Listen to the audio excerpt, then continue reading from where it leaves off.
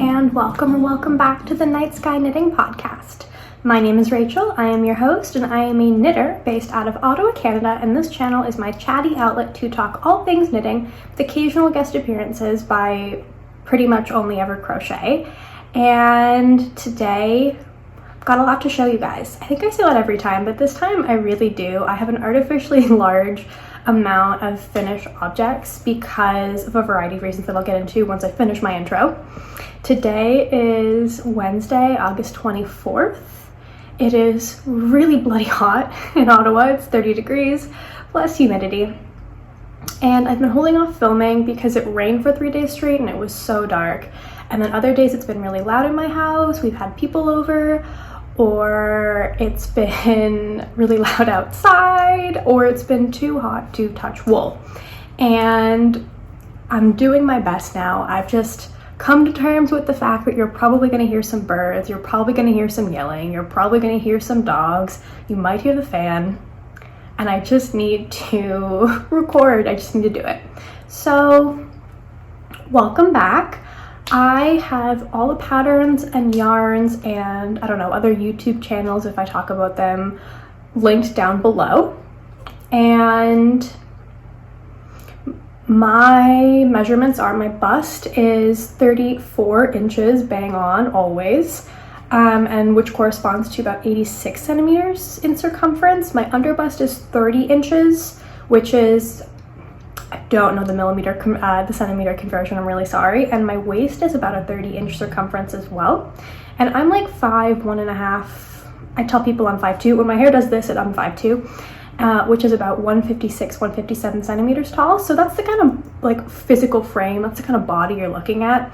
So when I talk about sizing or I'm wearing certain things, I find concrete measurements to be kind of useful. And those are mine. And I'm trying a new setup today for filming, so hopefully this works out better than filming on my iPad, but if not, my trusty iPad is around and will continue to be my camera of choice. So yeah, okay, talk about the knitting. I have 5 finished objects. The first of which is on my body right now. This is my second Drinks on the Patio crop by Shanna K. Salmon, and I knit this in the size small in Lion brand Pima cotton in the color Stone. And I'm going to stand up and show you what this looks like on my actual body. Here you go. Doesn't look nearly as booby in person. I don't know why it looks boobier on camera. I wish that it didn't, but it does. I knit this very quickly, much like the first one. This is the second one I've knit. I showed the other one, the first one that I made myself about a month ago in my last podcast, but I found it so enjoyable and so wearable that I wanted to make a second one in a much more neutral, much more me color, which is light gray.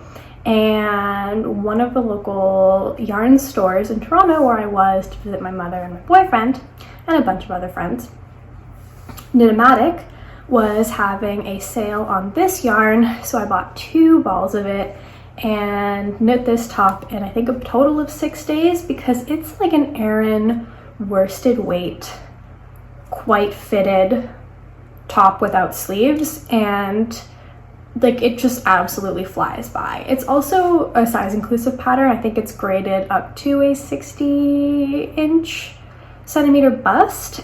And I think that not only is it like actually graded to an actually accessible or inclusive range of measurements, but when I wear a bra, you can typically see the strap kind of poking out right around. But if you have a larger chest and you don't feel comfortable going braless and it's just not going to work for you, I think if you just omit that last set of decreases and aggressively block it more so than I did, you'll have a garment that's also very bra friendly. And when I wear a racerback bra, you can't see a thing. Like I did not really modify this pattern at all. I knit it an inch longer, and I think I added like an extra 2 or 3 rounds of ribbing because I'm currently in a phase of really, you're gonna hear me say the word phase a lot this podcast. I've been relying on that phrase a lot. I don't know why, but I'm in a phase of kind of lengthening the ribbing on everything. I don't know why. But yeah, this is my first finished object. I knit almost all of it in car rides because I went up to Algonquin Park with my boyfriend and his family for a long weekend, and it was like a 3.5 hour car ride back to Ottawa and then 4.5 car ride there. And I knit the entire body of this in that time period, and then I knit the front and back and then did the I-cord edgings for the neck and for the armholes when I was at home. But it really is just such a speedy pattern. I really do recommend it, and the proof of that is the fact that I've done it twice. So that is finished object number 1. I really like this for video calls because when I'm at work, all people see is like this upwards.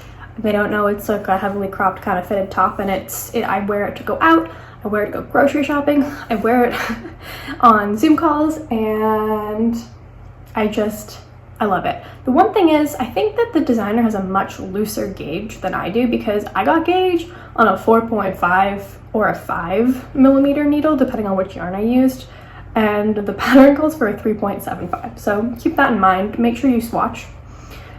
And I do also really recommend this yarn, the Line brand Pima Cotton. I think it is now, it is so incredibly soft to the point where it is pilling a little bit already by the armpits, but I have been wearing it quite a bit. And not too intensely. I feel like it'll do, one shed and then we'll be good to go. But I found it really enjoyable to work with. It's really, really soft, and it's not wildly expensive. It's certainly much less expensive than the Wool and the Gang or We Are Knitters cottons. And I think you can be able to find it across North America with relative ease. And I know getting it on sale 20% off, I think this was a $13 top for me. So, recommend. My second finished object was pretty much done in the last episode, which is why I have an artificially increased amount of finished objects, because if you watched my last episode, you might remember that I'd already done the entire body on this shirt, and I was like 3/4 done one sleeve, and all I had left was to finish like this much of a sleeve and then do the second one.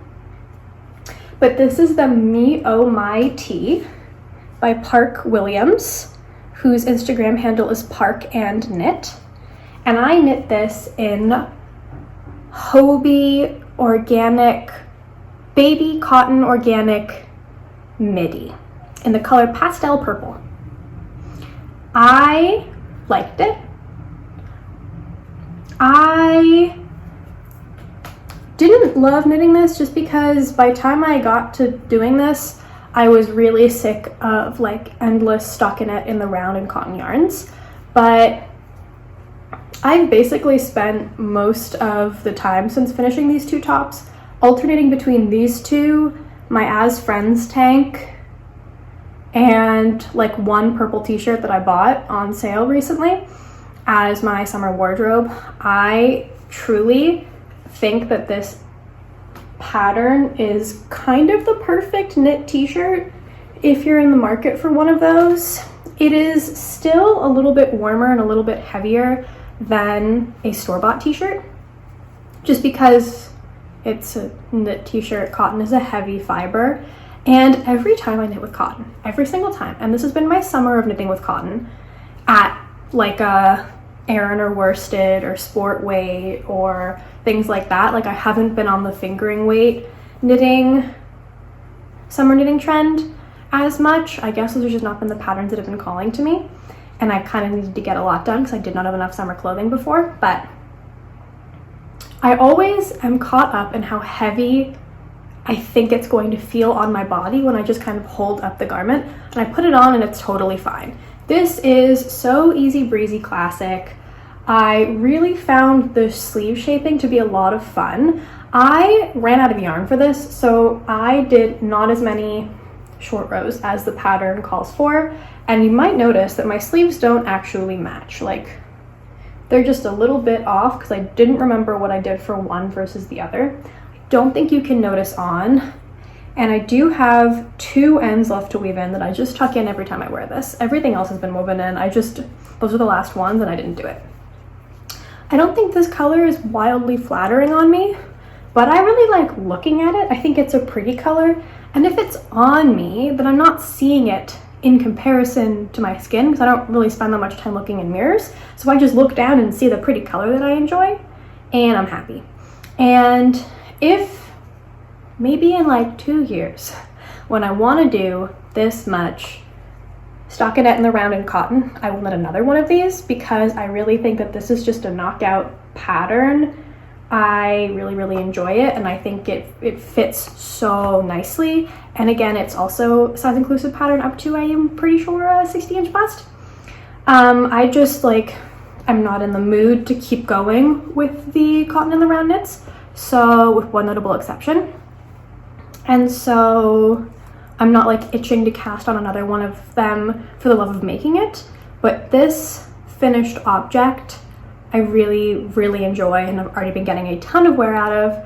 It's been holding up well. The cotton is soft. It feels like nothing on my skin. It's such a neutral fiber.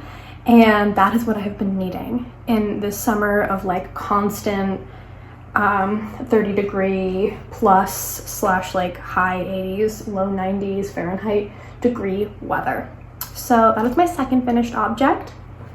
My third finished object is actually technically not finished because I have not done the hem, but it is the Riley tee by Rachel Kurihara, who is Rachel Knits Things on Instagram. And oh, I'm holding up to you backwards. It looks like this. I knit this also in a size small in Green Mountain Spinnery Cotton Comfort, which is a DK. And it has this really interesting, fun, twisted rib saddle shoulder detail, which continues down the sleeve. And then it has a folded neckline and a folded collar and folded hems on the sleeves, and it's supposed to have a folded hem on the body. And I finished knitting it. I just haven't sewed it down because after doing all the others on this and on a pair of socks that I did recently, I'm just kind of tired of them. And I'm also pretty sure that I don't have enough yarn to finish this bind off. I have already unraveled my swatch and that yarn was used to help finish off this hem. But I think I'm gonna have to break into another skein of very similar colored yarn to just finish sewing it down. And that yarn is currently being used for another project. And so I have to wait to finish that sock before I know how much yarn I have left over from that to sew down the rest of this. That being said, I am very, very, very happy with how this project turned out. I have tried it on and actually wore it around the house on a cold day when I was working from home, and it was like closer to like in the low 20s, which is comparatively cold compared to the summer we've been having. And it is comfortable. I will say, however, this is not like a super soft yarn. It has softened up with washing and blocking, which also did sort of fix the collar issue. When I try this on, well, actually,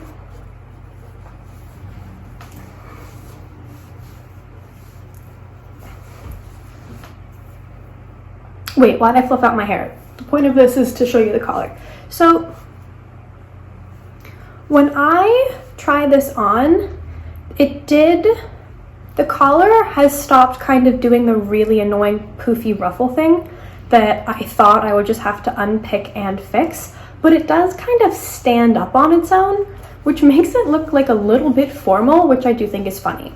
I think I sewed it down 1 stitch higher up than I should have, and or picked up too many stitches, except I picked up the exact amount of stitches it said to in the pattern, and none of the others have this collar detail that I've noticed.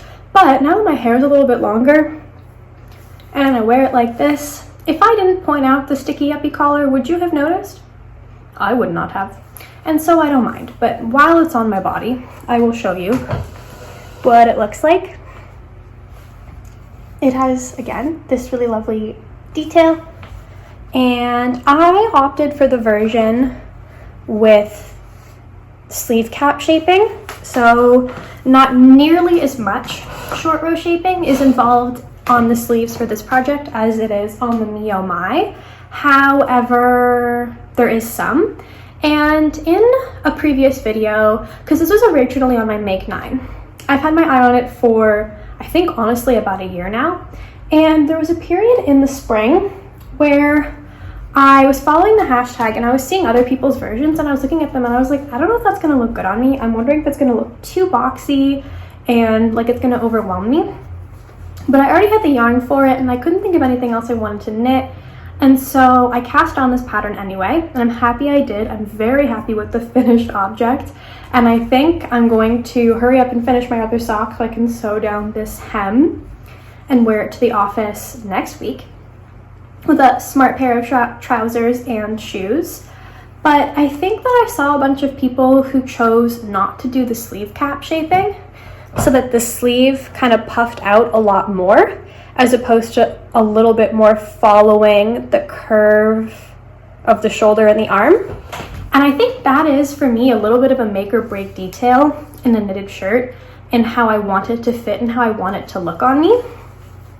So my recommendation is to, actually no, I'm not sure if I'm going to recommend it, but I am going to let you know that I did the sleeve cap shaping. Otherwise, I'm pretty sure I followed this pattern to a T. And I'm happy that I have this shirt. However, it is absolutely going to be too warm for like July and August unless I'm in an overly air-conditioned place next year. This is meant to be more of an overly air-conditioned office day top slash a like summer, sorry, like a September and springtime transitional piece for me. I love the color, and everybody who saw me knitting this always commented on how lovely the color is. I think it's showing up a little bit brighter on camera. Yeah, but it's a really, really lovely, delicate minty green. And I really liked working with this yarn. I think that this cotton comfort base, the cotton mostly comes up in the form of like little white nips, which I think adds really interesting dimension and texture. But this is, I would say, more of like a woolly, warmer yarn. And I think it would be really, really nice in a cardigan, honestly. A nice transitional DK weight cardigan, like the Field Day cardigan, which is the DK version of one of my current whips, but I will get to that soon. So those are my three, I'd say maybe more interesting finished objects in the form of like garments. They're big, but they are all kind of like DK, Aran, stockinette in the round summer tops, which is what I needed and wanted. But by time, like I just really got so sick of working on them after a certain amount of time, not including this one. This one was so fast and I knew that I was gonna love it because I love my other one and I really liked this color and I really liked this yarn. But it really just kind of got tedious, and I have then, as a result, been knitting a lot of socks because it's been too warm to work on sweaters, but I've really been craving more adventurous colors and textures. So I finished my pair of slip knit socks, which is a free pattern by Patterns North America, published by Patterns North America. And it's a 3x1, like knit 3 slip 1 pattern, which was a lot of fun to knit, because if you've been here before, you will know how much I love knitting 3x1 rib or broken rib socks. And I chose to do the slip one because it seemed like a fun way to just change up something that I find to be very potato chippy. But also, when I have like a heavily variegated yarn, I don't always like purling in it because I don't like how the purl kind of carries the color into the next round all the time. And this felt like a much smoother way to kind of have that watercolor effect. This yarn is Fleece Artist Organic Cottage Sock in the color Fire Opal. And I like it a lot. I knit these on a 2.5 millimeter needle. And I did a 56 stitch circumference with, I think this is a 3.5 or 4 inch foot, because I don't really like a long foot on my socks because I have a very thick calf in comparison to my ankle, and the circumference I would need to fit my calf, even like the lower part of it, is much wider than my ankle and the rest of my foot, and I just don't want to deal with that. And also I don't really like a tall sock. So as a result, these were pretty fast because small foot, short leg, 2.5 millimeter needles, bada bing, bada boom. I have some nice thick cozy cottage socks, which is what I wore for the 3 days we were up in Algonquin, which was really, really nice. And I think that this resulted in a nice gauge on a 2.5. These colors are a little bit more, yeah, closer to this. They're more muted in person. They're not like, yo, bam. They're like this. So yeah, I like the gauge and the fabric that this created on a 2.5, which is the recommended size for this yarn. Wabi Sabi, the yarn store here in Ottawa where I got this yarn from, has this listed as both a fingering, like a heavy fingering, and a sport weight yarn, and it is definitely thicker than a lot of the other sock yarns I've tried, but not quite as thick as a Patton's Croy if you've worked with that before and have that as a reference point. And I do think a 2.5 is definitely suitable. However, I have enough yarn left over for a second pair of socks. And I am very interested in trying a 60 stitch sock on a 2.25 for this and seeing if I like the fit better, because I tried this on and it's super comfortable. I'm really happy with the circumference, but a few of the stitches look a little bit stretched. And while that doesn't seem to change how I experience the sock, it makes me worry a little bit about the longevity of it. And so I'm gonna try it on for you guys now. Here it is. Sock. Which I hope that my posing allowed you to see what I mean by the stretched out stitches just a little bit. I'm really sorry about making you look at the bottom of my foot. And my hope is that with a few of my socks, my more vanilla-y ones, trying out a 60 stitch smaller needle sock will allow me to keep the same circumference that I really like, but get me a more durable sock. So that is an experiment that I'm very eager to get started on as soon as I finish more of my current projects. So that is finished object number 4. I will also like to say, oh my goodness, I love knitting with that yarn. I have never worked with fleece artists before, even though I know that they're like a big indie-ish, I don't know if that's true. They're a big birds. So the Fleece Artist Organic Cottage Sock I loved knitting with. It was soft, but not like so soft that it made me worry about the durability. It was not splitty, felt wonderful in my hands. It glided across my needles very nicely, and thankfully when I checked, Wabi Sabi was sold out of it in all other colors, which means I can't buy anymore because I have been buying too much yarn lately. But I think I will keep it in mind as a super special treat type of sock yarn for myself moving forward because it was wonderful. And if you get the chance to get your hands on some of it, I highly recommend. I think It's a serious contender for one of my favorite sock yarns. It's up there with how much I love Patton's Croy. And I love Patton's Croy. So that was very exciting for me. My last finished object is this pair of socks, which I just took off my feet. So I'm sorry about that. They're stretched out because they've been on my feet and they're cotton.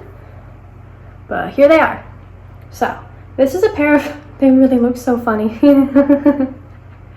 This is a pair of cotton socks that I knit in Trailhead yarns. I'm sorry if they're dirty, I've been wearing them all day. This is a pair of socks knit in Trailhead yarns, Appalachian Trail. That's the base, and it is 35% nylon, 65% cotton, and the color is Unicorn Tears. So I knit them in a free sock pattern called the Wish You Were Here socks, which has a really simple lace motif going down the front because I was very interested in knitting cotton shorty socks to wear in my running shoes. And the feedback that I got, or not the feedback, the advice that I got was try a lace sock going down the front because that's really helpful for fit. Apparently it helps them stretch nicely to your feet. So I did that. I would have gone with a pattern from 52 Weeks of Socks, but I started them when I was in Toronto away from my book. And so I just went and found something free on Ravelry because it turns out that every other pattern I've ever downloaded on Ravelry that I had saved to my devices was either a texture or a colorwork sock. I don't seem to gravitate towards lace socks normally myself. I really enjoyed knitting with the yarn. It was a very interesting feel. Okay, I found it. I enjoyed knitting with this yarn. This is the ball. It's a plain white base with then these specks of purple and blue and very occasionally yellow. I was very nervous about casting on cotton shorty socks, and I found knitting them to be very easy, very straightforward. There were no surprises. The very high nylon content in this yarn made it so that it was not very hard on my hands at all, because unlike normal cotton, which has like no stretch and can really be quite fatiguing, like this is a pretty stretchy one. Can you see that? I hope so. Because of that really high nylon content, which will also add durability. And it wasn't very drying on my hands, though it did feel like a relief to work with wool again after working on this for a while. And they were pretty speedy, it wasn't splitty. I really enjoyed seeing all the flecks of purple and other colors come out of this while I was knitting these socks. And it turns out knitting a shorty sock is the fastest thing ever because you don't have to do a leg, really. The thing is I don't love the feeling of them on my feet. I feel neutral about it. It's a strange experience for me, like on a sensory level, because I feel the stitches a little bit more. And I've been wearing them all day. And I've worn them twice before this. And I will continue to wear these. I'm pretty sure I'll wear these until I wear out on the balls of my feet like I do every other pair of socks I have. But I don't really have any desire to knit more. And I think that this was a lesson for me to just like buy another 6-pack of store like machine knit cotton socks, because I'm just not going to be able to recreate that I need for like running around town in the summer with a cotton sock that I knit myself, and that's okay. I sounded so Canadian just then, and that's all right. That's okay. So that's kind of my reflection. Like, I don't consider this pair of socks a failure, but I don't really want to knit any more of them. And I think instead I'm going to use the rest of this, which I weighed and is 61 grams, to make a Summer Secret crop by Jessie May, which I've knit once before and is one of my most worn garments that I've made thus far, which I made last year. It is the all stockinette high neck crop top pattern that's free. Will be linked down below. It's a very similar silhouette to this, but it's knitted a much, much thinner gauge. And I wear that one as pajamas all the time. I wear it as an undergarment under baggy sweaters, in the winter as an extra layer. and when it was less dingy from before I wore it to death, I wore it out as a top, and I really like the color. So that will be my final summer knit of the season. I'm planning on casting that on a completely different gauge than is specified, because I think knitting it at like the 15 or 17 stitch gauge that the pattern calls for in a cotton nylon fingering weight yarn will A, be mesh, and B, not be very comfortable. But I'm gonna knit another one of these, gonna use up all the yarn, and I think it'll be a really, really cute, one, summer top, and two, undergarment for my somewhat itchier sweaters, because I find that this right here, like my neck, my chest, and my forehead are the parts of me that are itch sensitive, and I think having higher neck camisoles or bralettes or just kind of undershirts will make the experience of wearing my sweaters in transitional months, where sometimes I get a little sweaty and then my sweaters are really uncomfortable, a lot more comfortable, a lot more pleasant, and protect the part of me that actually feels that scratch.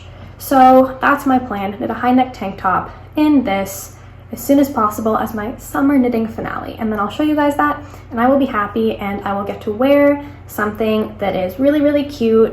I really like how it's a plain white with a bunch of little speckles of bright colors. I feel like it jazzes up the plain cotton running shoe sock, and will be a really cute, more neutral summer top, which is what I'm after, with a little pop of color, still kind of fun. I imagine this will be a really wearable garment. This is not as stretchy as a wool nylon blend, and I'm not against it for socks. I just, like, for me and what I like to feel on my feet, this isn't really it, and I think I will have to put some elastic into the ribbing to keep them on my feet a little bit better, but that's that.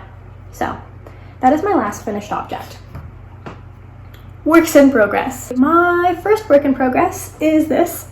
It is my field day jacket, which is a pattern by Haley Smedley of the brand Ozetta Knitwear, which I am knitting in Green Mountain Spinnery Weekend Wool in the color Fawn. And I cast this on months ago, and it's just been too hot to work on. But there have been flashes of cooler weather, and in that time I have been powering through this. So this is my first cardigan pattern, and I am enjoying it, but it's also really just been a time-consuming one. Even though this has been fun, I like all the shaping, it keeps things interesting. I like this contiguous, is it a contiguous or is it a grown-on button band in the rib? And I like this wool a lot. It's just kind of been a little bit too hot. So I've made it past the second buttonhole. What can you guys see? Can you see? Yeah, okay. I made it past the second hole or the second button, and I am on the ribbing at the bottom, which I will be doing for many, many more rounds, and then it'll be done. And that's, I guess, my main modification to this pattern, aside from some decreasing before the cuff on the sleeves. And I'm just, I'm just knitting it a little bit, why am I struggling so much? Shorter, because the original pattern, here we go. This is not a good angle for filming. I will be back at my desk, hopefully the next time. It's just too dark right there with the clouds and the time of day after work to be filming in my little desk corner. But, so, this pattern is meant to go, like, I can't even show you, like past your butt, to kind of go a few inches past your hip bone and be really like a jacket. But I really want this more as a cardigan. So, I'm following a modification that one of the testers made to stop it after the third buttonhole instead of the fourth. And so I think I'm like 8 rounds away from that buttonhole, and then I'll have to do another few rounds of ribbing and then a tubular bind off, and then block it, and I'm good to go. I knit the sleeves a little bit short because I'm expecting them to grow out a lot in blocking, and I don't really like it when sleeves cover my arms because every store-bought sweater I've ever had does that, and I'm tired of it. And I got really cute buttons from Yarns Untangled in Toronto that look like this. They're made out of coconut shells that I will put on here, and I think that'll be a lovely piece of contrast. And I'm expecting this to be quite the workhorse garment.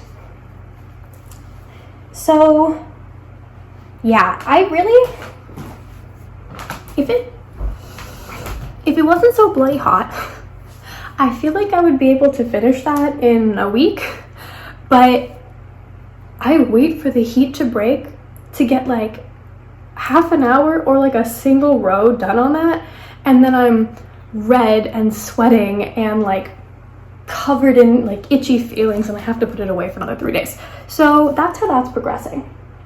But I'm really hoping to have it done by the next time I record, and I think it'll be such a wonderful, warm, layering piece in the winter, and as a great jacket, like piece of outerwear when I'm walking around in the transitional months as well. So looking forward to that a lot.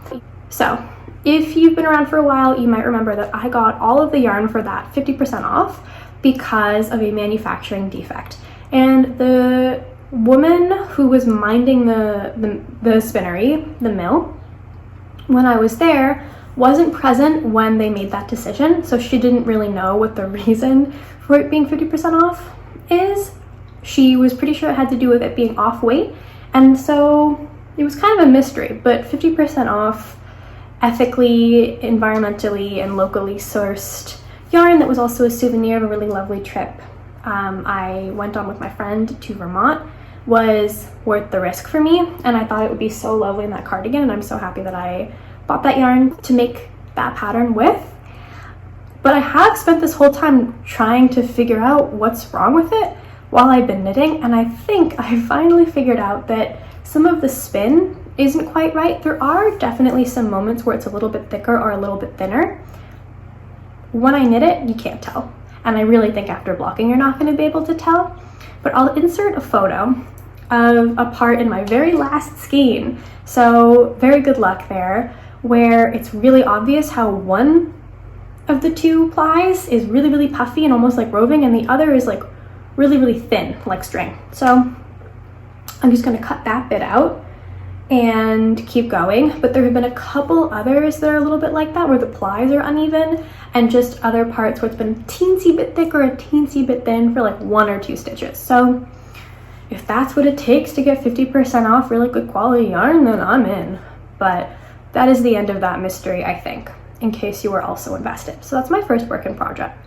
I always say that, work in project, work in progress, that I don't want you guys to think that I haven't been enjoying it. It's just like the weather conditions have not been amenable for me to continue soldiering on with that project. Second work in progress, one of my roommate's birthdays is coming up in a month and a half, and I'm knitting her socks. I'm halfway down the second sock. Here's the first.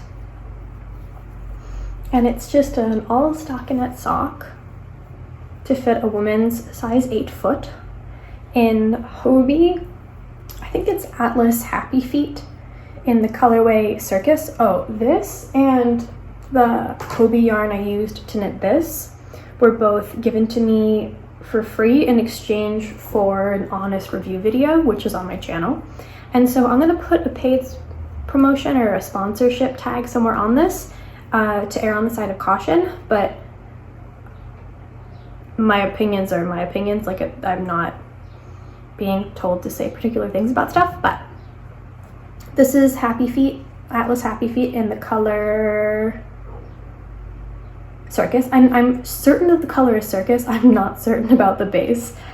It's fine. I would also like to highlight that this yarn is currently on sale.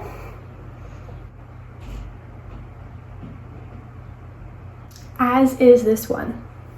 Hobie does a lot of sales, and I think I saw that each ball of this is currently on sale for like 50 grams is $4, and this I don't remember, but it's also available at a discount. And I don't find it particularly remarkable one way or another. I really like the colors. I think this is fun, and it's very much my roommate. She likes rainbow. And I think it'll be a good, warm, soft enough, durable sock. It's not wildly soft. It's a little bit splitty, but not wildly splitty. It's just a good budget sock yarn, and I'm hoping that it wears well. And I did a contrast contrast heel in Senna's Garden Sisu, because I'm looking for any and all opportunities to get rid of this yarn because I hate knitting with it. If you knit with this, you will not experience the same thing unless you're also a mirror / left-handed knitter. It's just a feature of the twist of the yarn that it makes it miserable for me as a left-handed knitter, knitting the opposite of how most people knit. But for right-handed standard knitters, it won't be a problem. And also because I'm currently dealing with this thing where I cannot stand a heel flap in a patterned sock that breaks up the pattern of that sock. I don't care if the socks match. Like these two, I've just barely started the heel on the second sock. Like as you can tell, these two don't match. That doesn't bother me. But having the pattern repeat be broken up by a heel flap, that does bug me. So I saw a really good opportunity to kind of continue with this rainbow theme with the purple over here, and I took it. My goal is to finish the second sock by the end of this week because I have a whole bunch of other gifts that I would like to start knitting, and I kind of need these needles. I think it'll be a very good gift, and she likes a longer leg sock, so it'll work out nicely, I think. But yeah, work in progress number 2. Work in progress number 3 is more exciting, and I probably should have showed you sooner. It is my Cargill sweater test knit. So, if you are an avid knitting podcast viewer, like I am, then you are very likely familiar with the Rebecca of the Crochet Knitting podcast. And you might already know what the sweater is, which is the Cargill. Sorry guys, my words are not flowing so well today. I think I'm out of practice. I think I'm rusty. The Cargill sweater is Rebecca of the Crochet's first ever design. And I signed up to test and was chosen, which is nice. And I'm knitting it in a size 3. And this is what it looks like so far. It's knit in this all over dip stitch. And I'm knitting this in Knitting for Olive merino plus soft silk mohair for the first time. This is my first time ever knitting with Knitting for Olive yarns. The merino is in soft rose, which this is showing up more like peachy beige on camera. It's more of a pink. And the color clay rose, dusty rose for the mohair. And I really thought about this for a while, but I have wanted to knit with Knitting for Olive yarns since I first started knitting about 1.5 years ago. And it's always just kind of been a little bit out of my budget and or unavailable in the colors that I want. And I have not wanted to take the plunge and spend a lot of money on a garment's quantity if I wasn't sure about the colors and could only see them online. But I really admire Knitting for Olive's ethical and environmental standards in their work, and their color selection is to die for, and everyone always says very good things about this yarn and raves about it. And I really wanted a pink sweater, and I figured Knitting for Olive pinks were the best way to go, because I've been wanting a pink sweater since I was crocheting actually, but I've always kind of not gone with pink because every pink I saw, the yarn color was just not quite right. And I realized that I don't like a flat pink.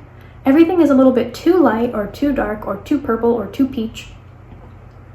But then I realized if I combine 2 yarns, this is my perfect opportunity to go with like a fluffy sweater, a mohair and a fingering weight wool.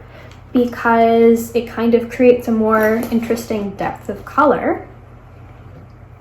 This is, oh, it doesn't look like that in person. It's darker in person. Does that make it better? I don't know. Okay. And I chose 2 different colors because I wanted a little bit more variation, and I've heard from many others, including Emily of High Fiber Knits, that pairing a darker mohair with a lighter wool creates a really lovely halo and effect. So when, for a brief shining moment, actually not good. It's not good at all for macroeconomic reasons, which I do resent understanding now that I've taken 3 economics courses for my degree. But during the time when the euro to Canadian dollar conversion was a bit less brutal on us Canadians, I ordered directly from the Knitting for Olive website a sweater's quantity for a pink sweater. And my plan was to knit this in the fall, once the pattern had already been released, but then the tester call went up right when I knew this yarn was coming to me. And I really, really like Rebecca. I love her podcast. I really admire her stances on a lot of things. I find her insights really interesting, and I really admire her dedication to size inclusivity, especially for her first ever garment, and grading for things that are going to fit and look really nice on a very wide spectrum of bodies. And I also just heckin' love the look of this. Like, I just think it's so nice. And the yarn was coming to me. I already planned to knit the pattern. And Rebecca, I can be I'm not always sure about test knits. And I typically kind of opt out and just wait for the finished thing and then just pay the $8 or $10 or $12 for the pattern. But it felt like a really good chance to support Rebecca, who was doing her best to run a responsible test knit. And I applied, and I was like, okay, well, if I'm chosen, I'm chosen, and if I'm not, I'll just knit it later. And I was, and here's my Cargill. This has been so much fun to knit. It has kind of replaced the field day in what I knit when it's not so hot, because it's not really itchy, but the mohair, when it's hot out, it's like sticks to my fingers, and that's not fun. And I don't like that. But I find the stitch pattern to be very addictive. It's a 4-stitch repeat. It feels like the cure to all of my endless stockinette in cotton yarns malaise. And I kind of just can't get enough of it. It really, because the repeat is only in a 4-round repeat, I always think like, oh, just one more round. Oh, then I'll get through this round. Or, oh, now I get to do the dip stitches. Or, oh, now I get to resolve the dip stitches. Or, oh, now I get a break from the dip stitches. Just one more round. And then now I've knit a yoke and part of the body. And I am really also enjoying knitting with these yarns, which is good because this is going to be my most expensive sweater yet. In total, even with the conversion, the yarn ended up being, I think, about $90 Canadian, maybe 95. And I'm happy that that doesn't feel like a waste of money. Unhappy that I also love this yarn because I don't want to slide into using a bunch of more expensive yarns. I would like to keep my budget on the more reasonable side for my life. But now that I'm working full-time for the summer and the fall, this is not completely unaffordable to me, and it wasn't a wild splurge, and it feels worth doing, which I don't know why I'm justifying this to you, but I'm justifying it to myself, really. But I'm loving the yarn, I'm loving the color, I'm loving the pattern, I'm not loving the heat, but I am really enjoying summer. And I think completing this by the test deadline is very doable. The one thing I will say, the body and the yoke are really, they're not difficult. Like, once you're working in the round, it's very easy to read your stitches, to know what you're doing. You don't need the pattern nearby. It's a very intuitive knit. The first part that you cast on, the back of the neck kind of crescent moon shape that you do instead of short rows to make it make sense in the pattern, was such a mind meld thing for me. And I think that we as a test group have come up with a bunch of ways to make that easier, and I think that by the time the pattern gets to you guys, it'll be a lot more of a straightforward section of the pattern. But trying to figure out how to incorporate the newly created stitches in that back section that you first start while getting used to this dip stitch pattern while you're increasing with the raglan was tricky, and a lot of us testers had issues with it. And then while you cast on for the neck and kind of keep going in the round, those first 2 rounds I was like holding on for dear life. And looking back, like it isn't difficult, and it shouldn't be difficult, but it's just a lot to have going on when you're first getting used to it. And it's the first thing you do, because as you can see, you don't start with the collar, you pick up for it later.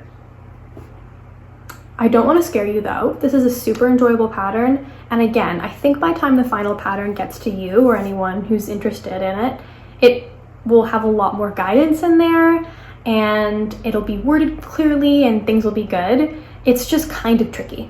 And I think Rebecca, overall the pattern has minimal issues that, like, you can tell that it was tech edited. You can tell that she actually did this thoughtfully and responsibly, which again is part of the reason why I'm really happy to support her as a test knitter, and I guess as a podcaster and showing you guys and talking about it and raving about it.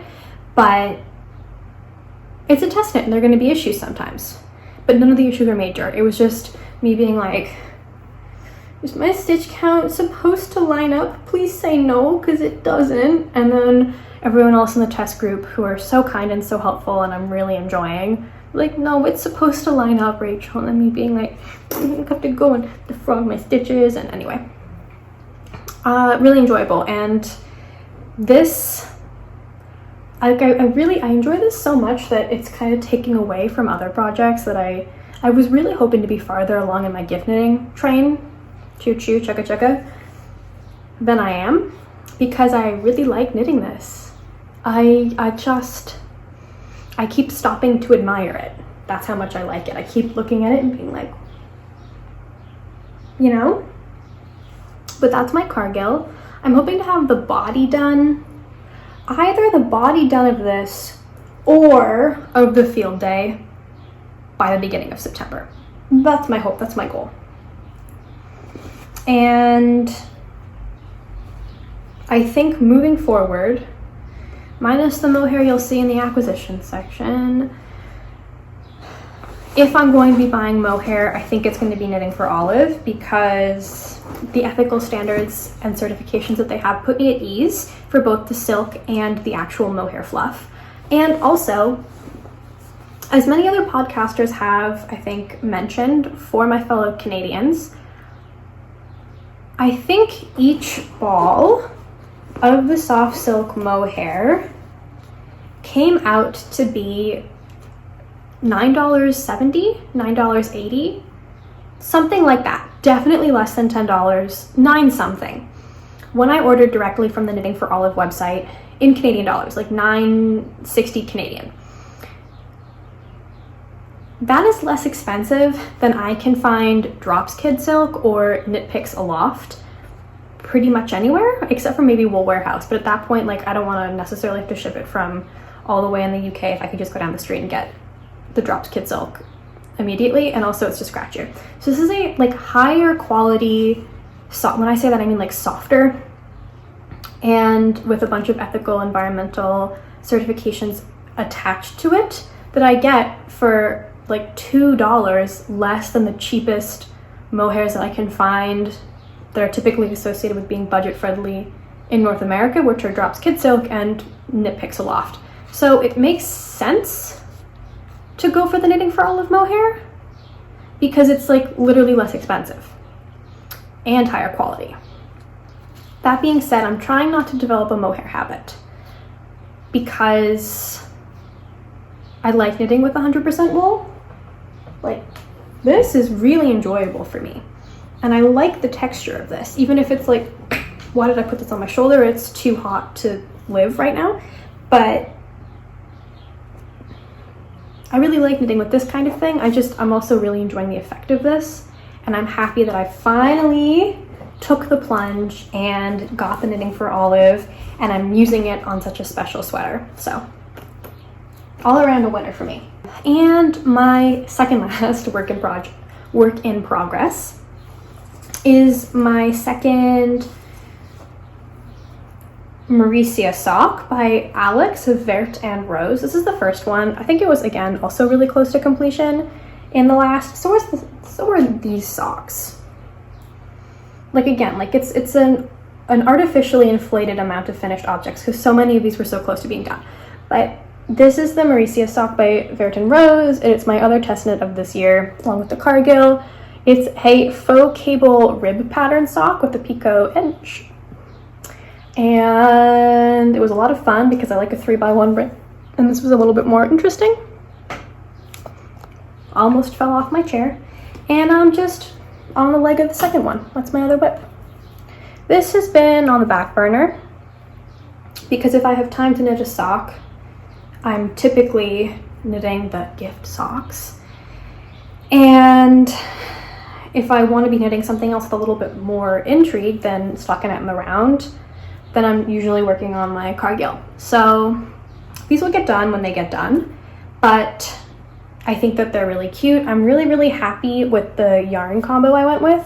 This is Love Stitch Fibers One of a Kind. It's really an oopsie that I got for a discounted price last year. This is the leftover. I also got a ripple bralette out of it.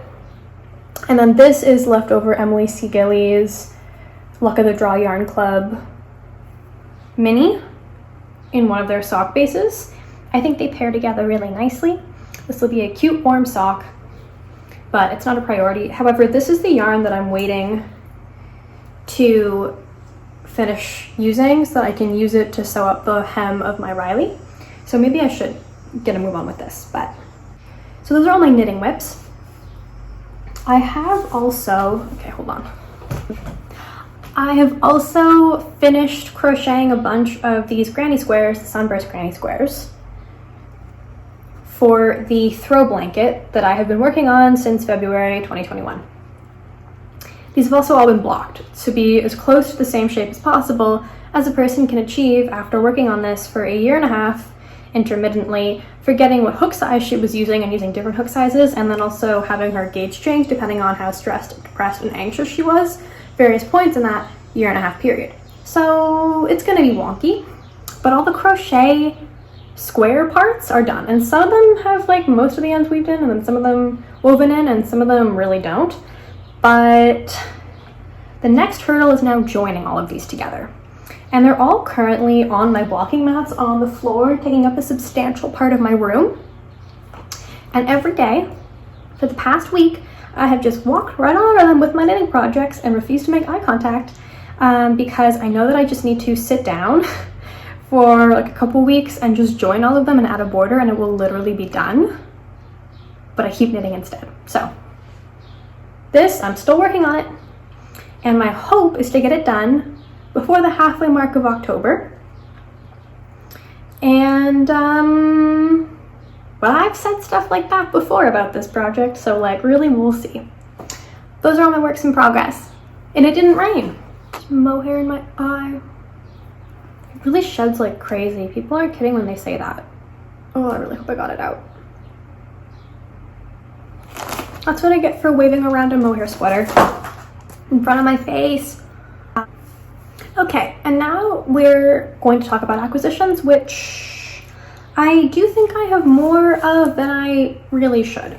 Because if you count the Knitting for Olive, which is a sweater's quantity of the most expensive sweater's quantity of yarn I've ever purchased for myself, which is like $95 Canadian, that's already a significant amount of yarn I've purchased. And then I purchased more. Still fighting through the mohair in my eye. Okay, so this summer I've been working full-time for the first time in about 2 years. I'm normally a full-time grad student and then I work part-time, and I'm like, you know, my budget is tight, but I'm comfortable financially. I have what I need. I took time off before I worked, so I have like a little bit of money, and I have a job during the school year, and like things are fine. But it doesn't mean that I have a ton of money to spend on bougie yarns. And a lot of the yarn that I typically purchase, I purchase with the use of gift cards that I get from various people for different gift giving occasions, which I really appreciate. I think that's a great gift for me. And I'm very, very grateful to all those people who get me gift cards for my birthday or holidays or things like that. But this summer, for the first time in 2 years, I'm working like a full-time job without also having to pay tuition, and it means that I have a little bit more wiggle room in my budget and just a little bit more disposable income. And I thought that that would not correspond to an increase in yarn buying, because I've normally been pretty okay at keeping my yarn buying within my budget. And what happened instead is that as my budget increased a little bit, I've bought more yarn, especially since I simply cannot resist a sale. It is a character flaw. I'm good at not buying yarn when it's full price, but then there's a sale or major macroeconomic fluctuations, and I buy $95 worth of knitting for olive sweater quantity of yarn, or a whole bunch of indie dyed Emily C. Gillies yarn, or like this stuff for my brother's socks. I didn't even get these on sale. I went in for something else. Tisk tisk. But I bought a lot of yarn.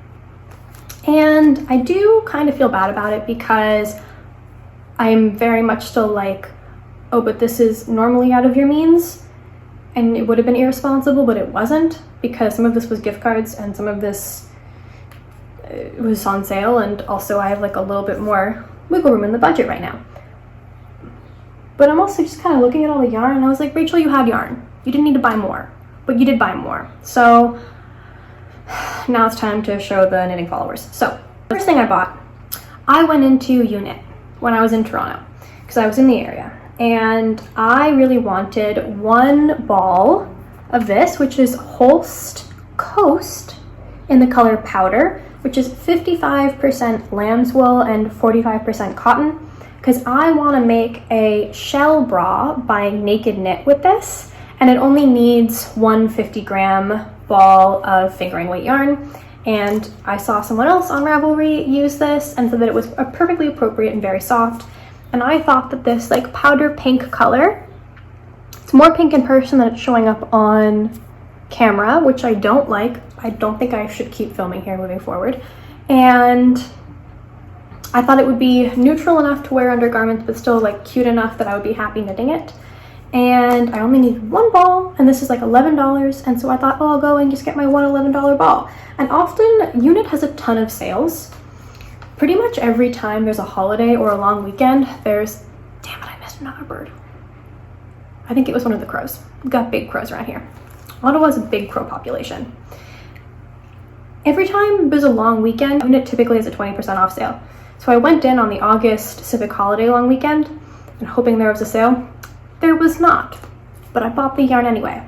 And while I was there, I was perusing, and I saw the Lang Yawal Superwash yarn, which is a sock yarn, in these two colors. Why am I moving them like that? Do these colors have names? No. Oh, yes. This is Coral Red. It's a little bit less fluorescent in person, but it is very bright. It's a very dark, bright red, but not as fluorescent. So that's Coral, and this is not labeled. It's like a denim blue. I saw these and I bought them because my brother in March asked me to make him a pair of Magic Toadstool socks by Charlotte Stone of Stone Knits, because we were on a FaceTime call and he saw me knitting a pair for myself, and he said, would you knit me a pair of socks exactly like yours in those exact colors? And I said yes, except I wasn't going to knit them in the exact same yarn, because I don't think that's a durable enough yarn for my brother, who wears holes through all of his socks all of the time. He's a man about town. He's a guy on the go. So I got him this instead, which is a superwash nylon. Okay, it's 75% wool, 25% nylon, and it comes with this in the middle. It comes with a reinforcement nylon thread. There you go. In the same color that you can put through, I guess, the heels and the toes to make it extra durable, and I guess maybe for darning, I'm not sure. So I got 3 of these, 2 in this color, 1 in this color, because my brother has men's feet. They're bigger than mine, and most of the socks I knit for my female friends, relatives, loved ones. So I got 3 of these to knit him his pair of socks as a gift that I promised him. So I walked in and I got this, and then I got 3 of these. And these ones, I think these were all like $11 a ball for 50 grams, and I guess the reinforcement thread, which I feel like is like maybe a little bit steep for what we're getting, but we'll see. I will get back to you when I finish knitting them. So there you go. That's like 4 extra 50-gram balls of yarn that I bought, top of the Knitting for Olive. And then I thought, okay, well, one of those is like a one quick palette cleanser project that you've had your eye on for a long time that will probably be practical for you because you like warm undergarments. And then the other is for a gift. It's for your brother. It's fine. You promised him you'd knit them his socks. You have been looking all over for a suitable yarn in terms of durability in the color profile that he requested. No more buying yarn for Rachel for a while. And then my favorite hand dyer, Emily C. Gillies. This is her little postcard business card. Had a I'm moving to New Brunswick sale, and which is on the eastern coast of Canada and like above Maine for my American friends. And Emily was having a 1-day only sale where I think everything was 20% off or 25% off. And I can't resist the sale. It's especially since I love Emily's color profile and aesthetic so much. Whenever I get those mini skein sets that I use to make really cute little socks, it's the Emily C. Gillies ones because I just love how they like see and draw color so much. And I posted to my Instagram story, haha, there's a sale happening tomorrow, 1 day only. That doesn't happen a lot. Please go and buy the yarns that I want to buy so I can't buy them. And I thought, great. So if the yarn isn't available when I go and buy it, try to buy it the next day, that is fate intervening, saying no. And then like the decision is out of my hands. I'm not the one deciding to buy that yarn or not. It's whether or not it's in stock. And then I check at like 8:45 that morning before logging on to work, and the yarn that I wanted was actually already sold out, and I was like despondent. I was so upset. Okay, that's an exaggeration, but I really didn't expect that. But I think I'm not used to the whole like limited drop or sale or like move fast with the indie dyers kind of thing, because I usually, if I get indie dyed stuff, it's like a special skein that I got when I went to the store. It's not these like limited drops, run like Hunger Games-esque experience. So I was actually kind of shocked when at 8:45 in the morning it was already sold out, and I was planning on getting the color Sandstone, which is a pinky, browny, beautiful, variegated colorway on their Surrey alpaca silk base, because I assumed that it was the same base as the dyer Emily A. Fidomine uses for their Surrey silk based on the fiber content and yardage. And I had 2 skeins of that, which I'm going to use to make my fortune sweater, my gray one, in the future. And I loved it. It's the softest yarn I've ever felt. So I thought, okay, great, I'll get that pink one for a hat and a scarf, because the Surrey silk was already discounted. It was already $10 off the regular price, and then it went on sale an extra 20%. So I thought, great, I'll get that, and then I'll get 1 skein of the sock yarn in Velvet Underground, because I've been eyeing that color for a very long time, and I keep getting myself just 1 skein of sock yarn. These things were sold out. I was upset about it. And so I was perusing the rest of the site, and instead of just saying, okay, well, what you wanted is unavailable, go log into work and stop thinking about it. You've already spent too much money on yarn recently. Get a grip, woman. I saw the Sandstone in mohair, and I bought it.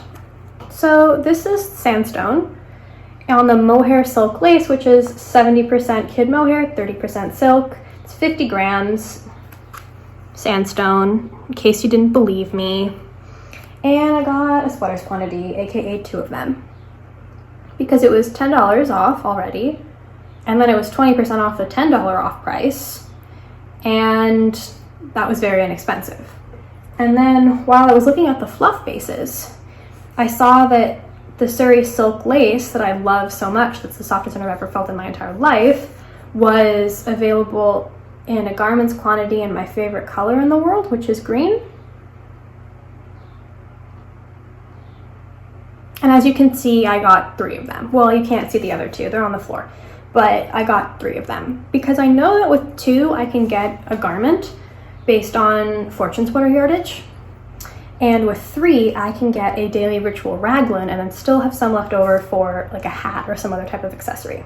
So I got 3 of these. I will hold them together with a fingering or a lace weight budget green wool to recreate the kind of hazy, halo-y, like variated, nuanced color effect of a darker fluff plus a lighter base yarn to make a daily ritual raglan by Park Williams, because I have learned that I love how Park Williams writes her patterns, and I have had my eye on that sweater for ages, and this is actually soft enough that even in 30-degree weather plus humidity, no itch, none. No itch, maybe just a teensy bit on my forehead, but I'm not going to be wearing a sweater on my forehead, am I? Nothing. So this will eventually become a daily ritual raglan. This, I think, will probably become some type of fluffy pink cardigan. I don't know how practical that is. But I do think that the knitting for olive is softer than this, and this I already think will be, actually, no itch really, like a little teensy bit of a prickle, but not really. This I think I will not tolerate in a high-necked garment, yeah, so I'm thinking a little v-neck delicate cardigan that I can wear with like a white tank top and jeans, or on its own for like a girls' night type thing. I'm not in a rush to knit with either one of these. I think I'm trying to get into the mindset that having 2 garment quantities of yarn, especially when they're so efficiently packed in like 2 of these and 3 of these, in my stash is a good thing, because very soon I will be a student again on a stricter budget, and it'll be nice to have stuff in stash that I can knit with and just pair with a budget-friendly yarn and get going. I also have so much else I want to knit. And then Emily, sweet angel that she is, when my yarn arrived less than a week later, because that's the benefit of ordering from someone else in Canada, in my section of Canada, because Canada is huge, is I found that Emily included 2 sock mini skeins in with my order for free, which is really, really sweet. I think these are leftovers from a previous look of the draw that I didn't get, maybe before I discovered them. And I thought that was just so kind. And I think that they managed to clear all of their stock in a single day with their sale to enable them to move to New Brunswick with a lot more ease. And I guess I was just being helpful in doing that. But because of their super sale, and because I bought the 2 bases that were already on sale before the 20% off moving sale, I got 3 skeins of baby Surrey silk, 2 skeins of mohair, a small thing of the light bulb removable stitch markers, because I keep losing all my colorful ones, all for the same price that I would have paid for just the 3 skeins of this had there not been any of the sales. And while that still was like $108 that I spent on yarn I didn't need, from a dyer whose yarns I adore, because these are like, I love light pink, going through a big light pink phase if you couldn't tell. I love forest green, and someone whose stuff I always covet, but it's a little bit out of my budget normally, at a time when it became in my budget, and someone I like. And then they gave me these 2 little mini skeins, which was really sweet. And this also was really good because I think that, if you recall, back when I went to Vermont, I also ended up getting a thing, a skein of sock yarn. This is the Black Cap Chickadee colorway by Round Mountain Fibers and the Birch Fingering base. Inspired by nature is the tagline. I just read it off the tag. And I've been wanting to make a pair of socks out of this, but because I said before, Black Cap Chickadee. Love those little birds. I saw so many of them in Algonquin Park, but I will spare you the list of all the birds I saw in Algonquin Park, but it was so wonderful. I haven't been able to find in my stash a color that worked as a contrast teal so that I could have a nice contrast teal that matched, but didn't have that thing where the heel goes with the rest of the variegated socks. I don't like that very much. And I think that this one from Emily is it. I think that this will be a good contrast. Maybe the other one works better. What do you guys think? Which of the two? I think the other one. I think the first one. But that's it for me. I don't like imposing a strict yarn ban on myself because I feel like if I ban myself, I will end up doing it. But if I just say, I'm going to focus on what I have for now, I will actually do it. I also know that I did this last summer. Last summer, there were a lot of sales on yarn, and so this is when I did the bulk of my yarn buying in the 2021 calendar year. And if I follow that same pattern and I buy a lot now and I don't for the rest of fall, that's okay. But my immediate cast on priorities, or no, the way that I'm expecting the next, let's say, time before the next podcast to shape up is finish the birthday socks. Finish either the body of my Cargill and or the body of my field day cardigan. And once the field day or the Cargill is done, I'm going to cast on the squishy pillow. Drop the button in this yarn that I got from one of my neighbors. And once the birthday socks are done, I'm going to cast on the Lurik cabled ribbed sock pattern from 52 Weeks of Socks in one of my birthday yarns to try out the 2mm sock needles that I got and see if I like that gauge and I like that fit a little bit better, because that sock pattern only comes in a 64 and a 72 stitch circumference, which I know will be too big for me on a 2.25, and so I'm going to see if I like it more on a 2, and I love that sock pattern. And those are my immediate, and then I'm going to start, I think, the Magic Toadstool socks for my brother. So those are my immediate cast on priorities in the next like 3 weeks and things I'm going to finish. And also the crochet afghan, which is like staring me down over my shoulder. So we'll see. You will find out soon enough whether or not that actually works out, and we'll talk again soon. Okay, thanks for watching.